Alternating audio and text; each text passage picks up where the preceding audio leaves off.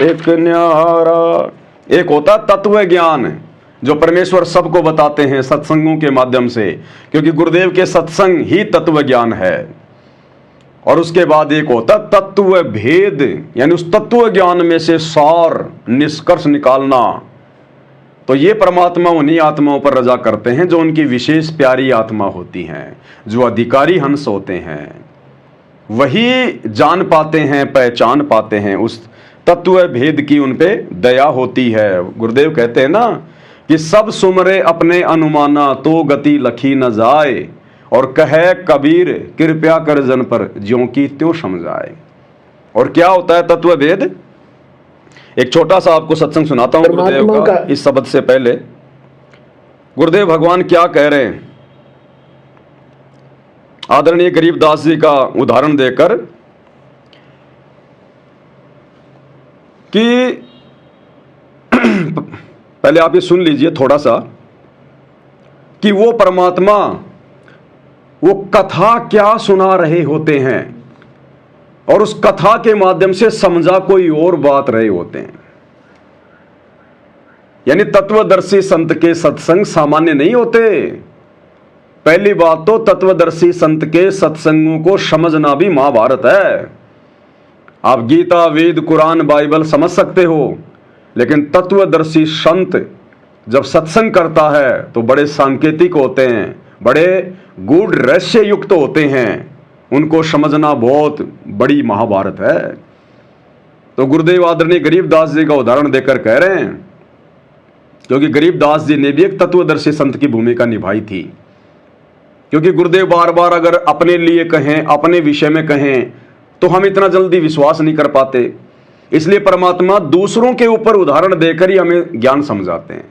तो गरीबदास जी का उदाहरण देकर गुरुदेव समझा रहे हैं कि गरीबदास जी बंदी छोड़ वो कथा कुछ और सुना रहे होते थे, और उस कथा के माध्यम से समझा कोई और बात रहे होते थे। देखना, ध्यान से सुनिएगा। बंदी छोड़ की वाणी के अंदर वो रहस्य छुपा हुआ है, जो कि आम भक्त, आम संत के बस की बात नहीं कि इसमें से वो रहस्य को निकाल सके। उनकी अपनी कृपा जिस पर हो जाती है वही इस बात को ढूंढ सकता है कि सतगुरु महाराज इस वाणी के माध्यम से हमें क्या समझाना चाहते हैं। कथा कोई सुना रहे हैं और उसके अंदर समझा कोई और बात रहे। बंदी छोड़ की वाणी के कथा एक क्या कह रहे हैं गुरुदेव, कि बंदी छोड़ कथा कुछ और सुना रहे होते हैं, और उस कथा के माध्यम से समझा कोई और बात रहे होते हैं। तो बताओ भाई और बहनों, आज सतगुरु रामपाल जी परमेश्वर जी भी तो तत्वदर्शी संत की भूमिका निभा रहे हैं। आज हम भी तो अपने गुरुदेव को बंदी छोड़ कहते हैं।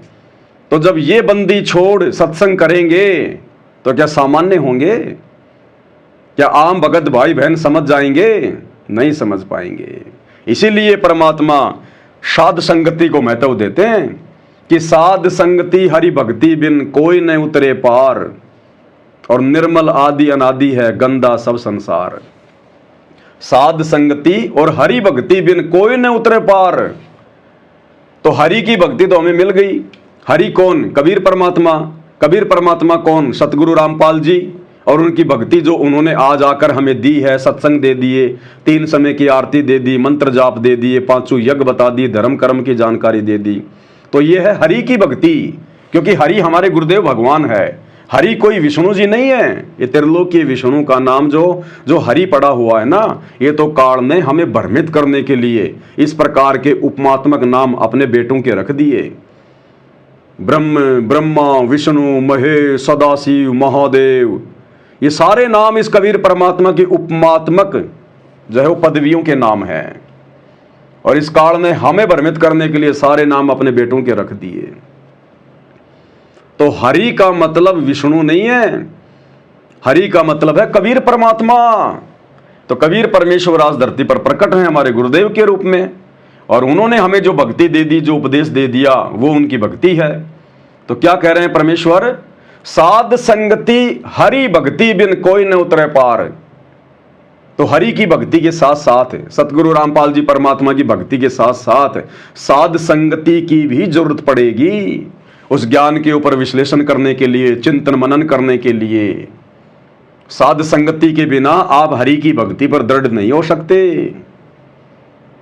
इसलिए जिन जिन भाई बहनों को साध संगति नसीब है, आज देखो वही भाई बहन अपने गुरु को परमात्मा के रूप में पहचान कर उनके साथ में परमात्मा वाला व्यवहार कर रहे हैं।